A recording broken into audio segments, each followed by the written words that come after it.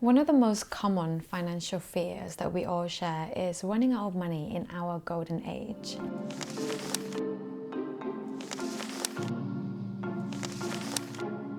And if this is so common, then I wonder why the conversation about money and especially retirement is not widely talked about. It's certainly not something that we talk about with our friends, and sometimes it's not even something that we talk about with the person that we're dating. But perhaps it's now time for a change. Perhaps now is actually the best time to start thinking and talking about a retirement.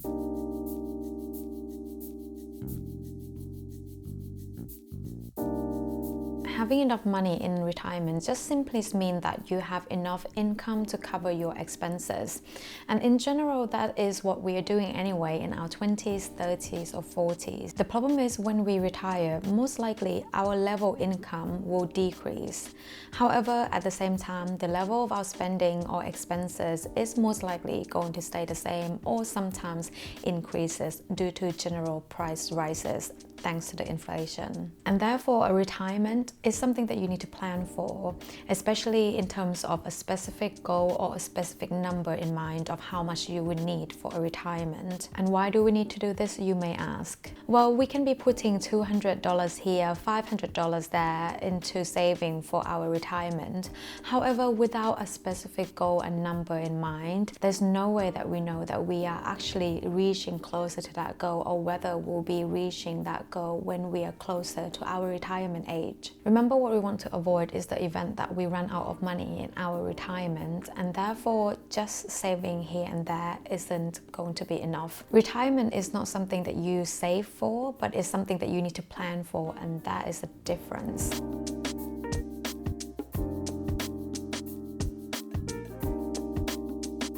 By now, you may have heard of the concept called compound interest.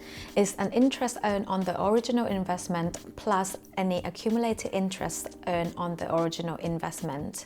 This means that the longer you let the compound interest does its job, the more money you get. If you're 20 years old, you can turn $1,000 into $53,700 by the age of 60 with 10% interest. However, if you're already 30, you will only get $19,830 from £1,000 investment by the age of 60 with the same interest rate. And as you can see, the difference is mind-blowing. As Albert Einstein once said, compound interest is the eighth wonder of the world. He who understands it earns it. He who doesn't pays it.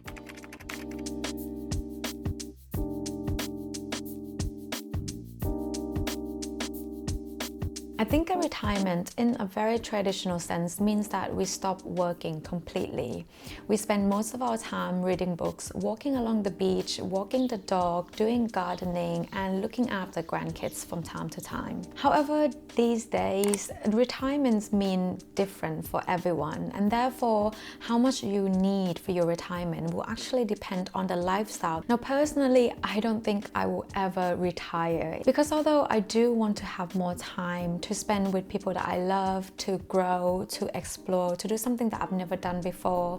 However, at the same time, I do love contributing back. And that could be from working with a company and help them grow, finding places for people to live, or sharing my experiences on social media like what I'm doing now. So for me, a retirement will probably looks more like a semi-retirement where sometimes I'll be doing some work or working on a job. However, a lot of time I'll be spending it with people that I love and looking after myself. And I do plan to do a video of my retirement plan that I have going on at the moment. And if that's something that you want to see, then do subscribe to the channel so that you get notified when that video is uploaded. So how much money do you actually need to retire?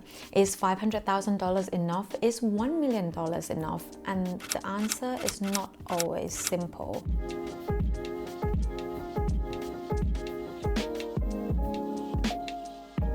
As a retirement will look different for everyone, it is nearly impossible for me to give you a specific exact number that is directly applicable to your circumstance.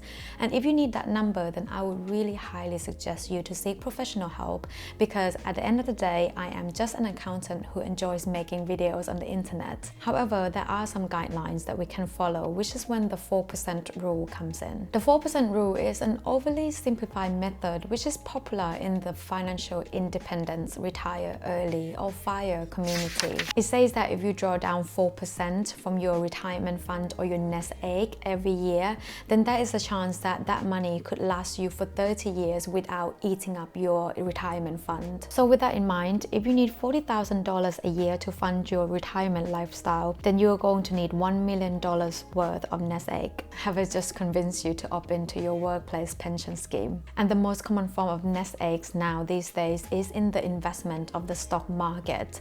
And if you have opt in for your employer's pension, workplace pension scheme, then that is also an investment to a stock market essentially. And although I think the 4% rule is a marvelous concept, I think it's probably safer to use it as a guideline instead of as a rule. Personally, I won't be 100% following the 4% rule, because although the stock market performance is quite predictable in a very long term, if you look at the graphs, you see that the market always goes up. However, in the short term, less so. And if you have one bad year, if you're retiring now this year, your portfolio might not be performing as well as you plan for. So I think the only way that we can actually make this 4% rule works is basically to scrap the 4% completely and say that you will withdraw between 2% to 5% from your nest egg depending on how the market is performing. If the market is performing very well like last year, you might be able to withdraw 5% without touching your original capital.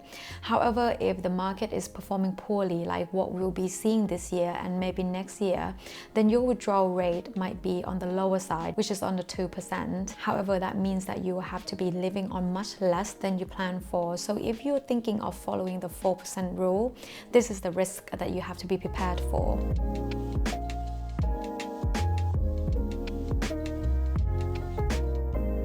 I've seen a handful of retirement videos or the 4% rule videos, but most of them fail to mention taxes. Depending on where you live in the UK, if your investment is held in the shares and stocks ISAs, then you can withdraw that investment free of tax. However, if your retirement fund or your retirement investment is held under workplace pension scheme, then your withdrawals, some of the withdrawals are going to be taxed. Essentially, what this means is that if you need $40,000 to cover your lifestyle at the retirement age, you may need to withdraw more than $40,000, which might put you at risk of withdrawing on your capital. Now, as you can see, retirement takes a lot of planning for it to happen because there are so many moving parts and so many things to consider. However, I hope this video has given you some food for thought as to why you should start thinking about your retirement now. Because as you remember, with the compound interest, you don't really need to start off with a lot of money, but what you need is time.